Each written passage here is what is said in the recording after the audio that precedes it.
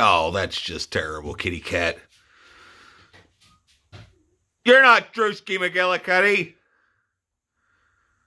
He don't give a fuck.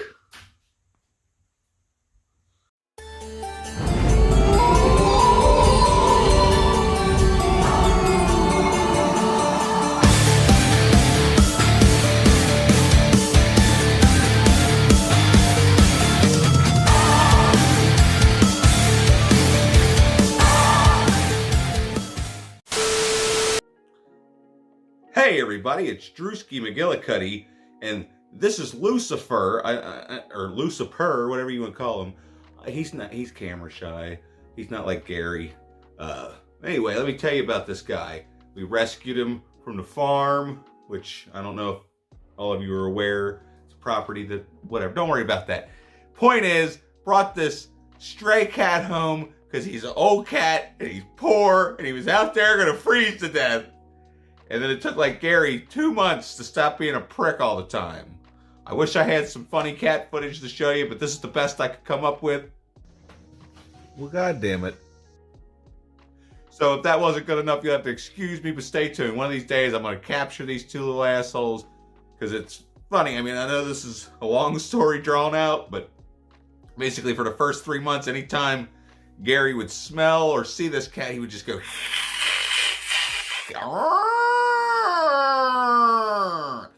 It was kind of cute, but kind of sad at the same time because it's like you just want them to get along, you know? And now they're the two best friends that anybody could have. In the mornings, they come running around. They're constantly chasing each other, knocking shit over. It's kind of actually starting to get on my fucking nerves. But that's not what we're here for, everybody. I had went to the Arcade Legacy and come back with a bunch of shit that now I will show to you. Since it's been, like, I don't know, however long since I've been consistent with this channel. I'm trying to get back into the swing of things. I've been so busy at work. But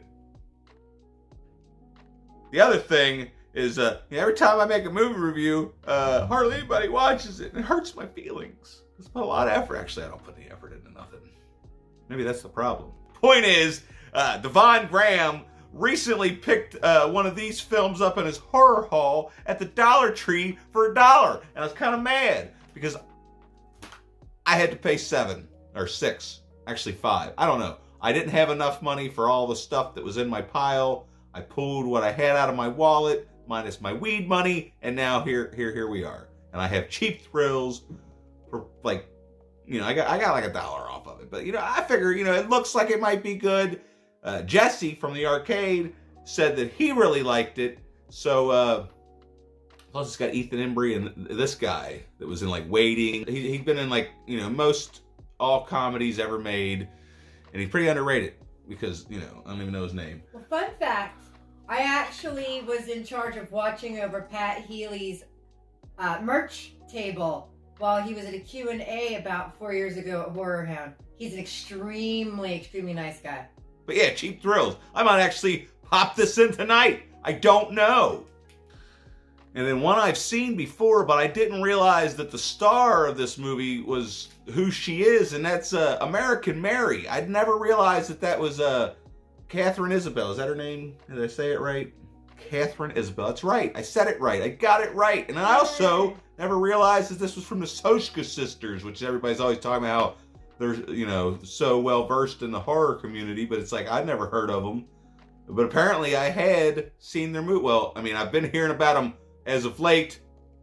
Point is, I've seen this movie. I really like this movie. And I want to watch it again because I don't really remember much of it. But what am I talking about? American Mary. Maybe one of these days, you know, I get caught up at work and we'll sit down and start doing movie reviews again. Remember when I used to do movie reviews all the time, everybody?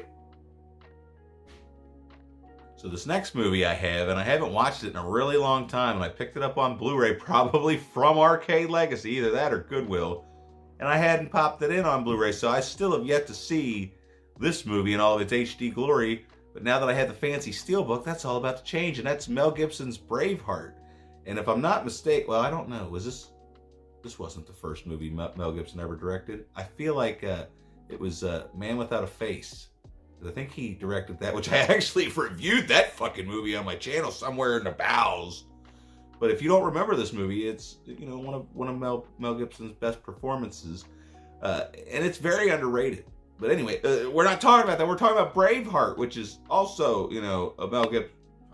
Anyway, this is based off of a real person in history, but I think they took some liberties with this. But like I said, I've seen this once, probably once and a half times. I've seen it once and a half times. Watched it all the way through once, and then one time I bits and pieces. It's just fucking shit. This next Steelbook I actually just watched recently, and, you know, I already have a copy like I did of this one, but it's, you know, it's a fucking Steelbook.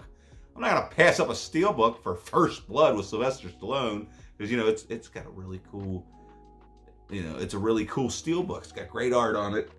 And look, I forgot to show you the fancy art on the back of that one, but it doesn't matter. I've already messed it up. I might as well just start over.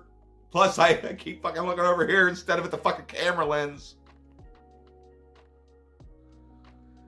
I feel like I'm so out of practice.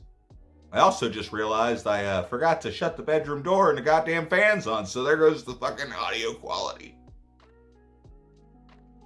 That's beside the point, though. Devon Graham would be pleased to know that I found the Blood Trilogy, which he might not have seen these.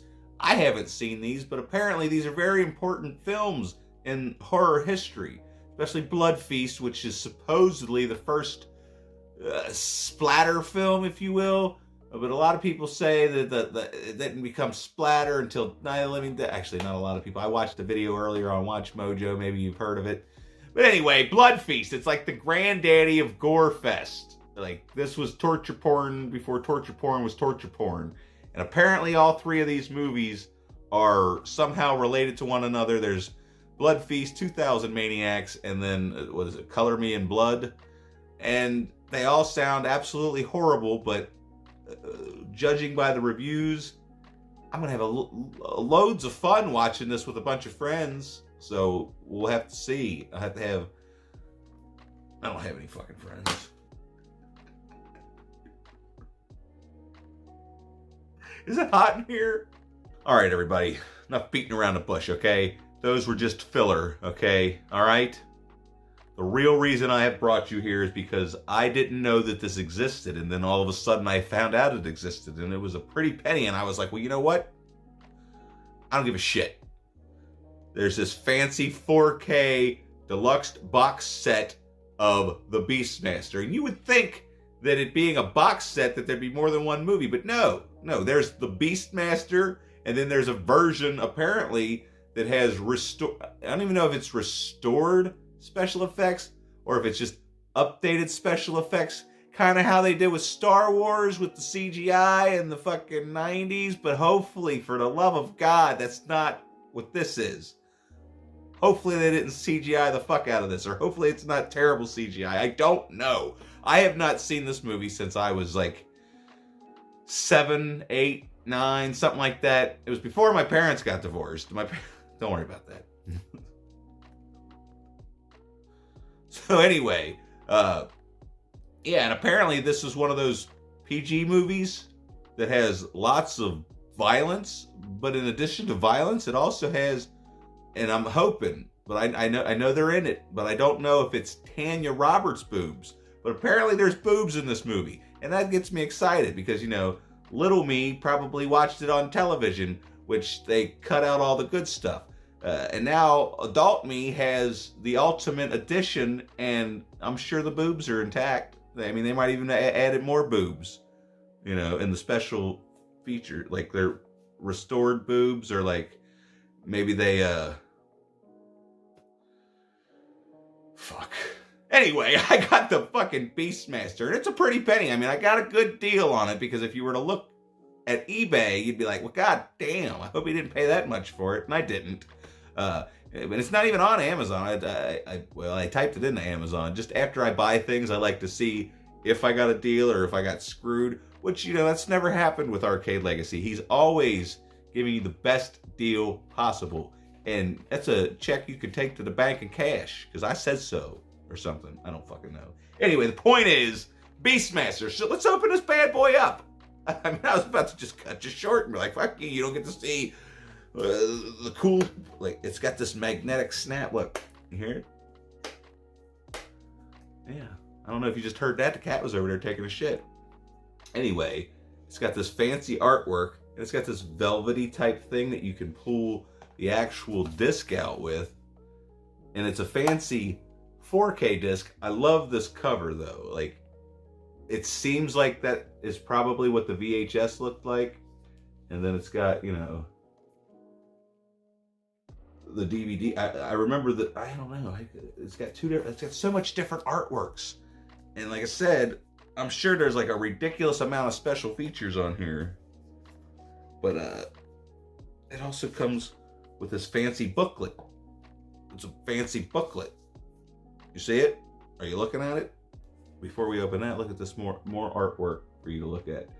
Now, this guy could have played He-Man just like Dolph Lundgren. I mean, look at how fucking beautiful this artwork is. Incredible.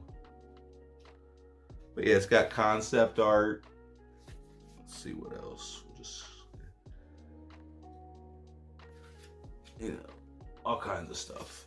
But I don't want to mess this up. I'm gonna put it back, everybody. I'm gonna put it back in its box. But yeah, the Beastmaster.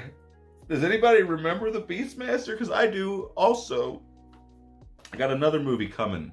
It's a lot like the Beastmaster, in which I haven't watched it since I was a tiny little feller, but the movie never left my mind, and I've been searching for it for years and years and years, and never been able to find it. Finally, Arrow has released it.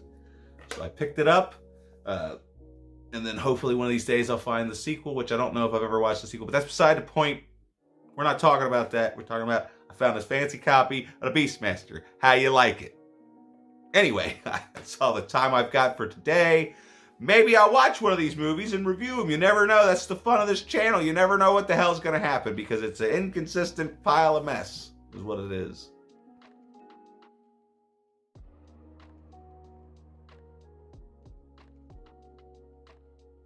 Anyway, if you've liked this crap, make sure you click these buttons to let me and YouTube know that I'm not completely wasting my fucking time.